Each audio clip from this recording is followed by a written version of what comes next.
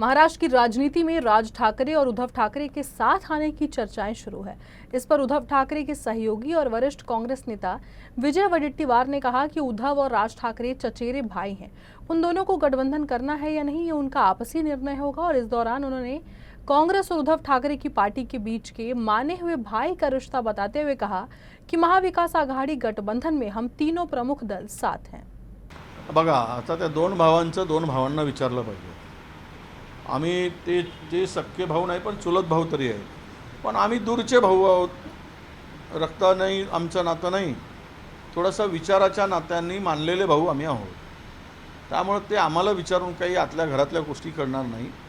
ते राज ठाकरे आणि उद्धव ठाकरे सांगू शकतील की त्यांना एकत्र यायचं आहे, नाही यायचं आहे, की काय निर्णय घ्यायचा आहे, तो त्यांचा विषय आहे। महाविकास आघाडी म्हणून आम्ही तीनही जण एकत्र राहावेत, ही आमची भूमिका आहे। इसके साथ राज्य में शुरू भाषा विवाद पर भी विजय वडेट्टीवार ने अपनी प्रतिक्रिया दी।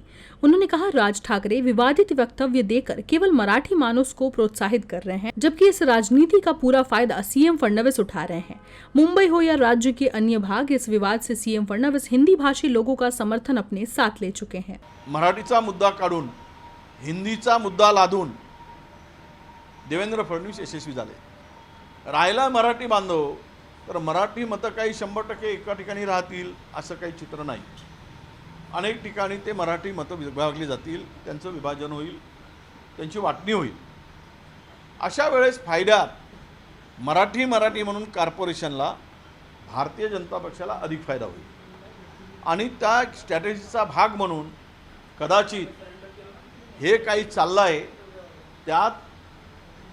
त्याचाही गंध आहे का, त्याचा वास आहे का, हे येणारा काळ सांगेल। आत्ता मी काही बोलू शकत नाही।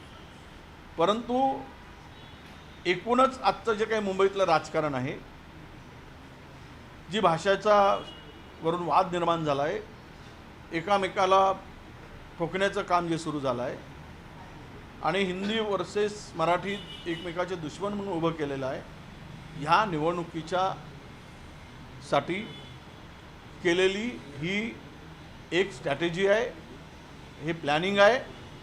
आणि यात अनेक जण ट्रॅप होत आहेत। तो ट्रॅप होणारे नेमके कोण, हे फार दिवस नाही तर महिनाभरामध्ये आपल्या सगळ्यांच्या लक्षात येईल, महाराष्ट्राच्या लक्षात येईल।